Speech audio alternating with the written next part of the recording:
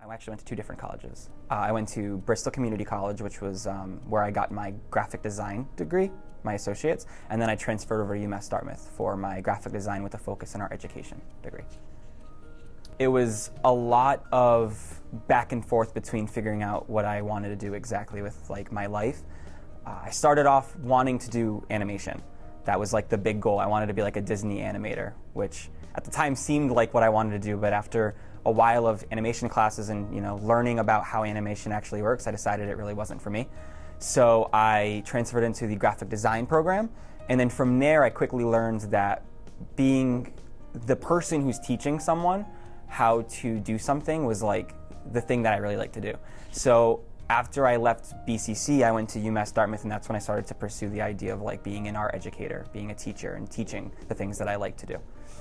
It was a lot of different things, kind of like a culmination of things. A lot of it was that when I was in high school, I didn't really have a strong teacher person to kind of lean on, especially in the arts. I went to Diamond Regional, which is Blackstone Valley Tech over here. It's my vocational school around my area, and there was no art at all. There was absolutely no art in the school. It was just graphic communications, which was their version of graphic design, which was more printing than it was anything. So I didn't have that experience of having a strong, figure in my life that was trying to drive me to do the things that I wanted to do. It was very self-dependent.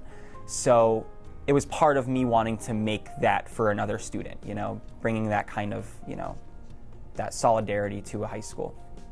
I'm right out of my bachelor's degree, right out of college. I'm still going to college for my graduate's degree, but right out of college, going and just becoming a teacher and getting kind of thrown into it it's a lot to take in at once, but it's been probably the most rewarding experience of my life, I would say.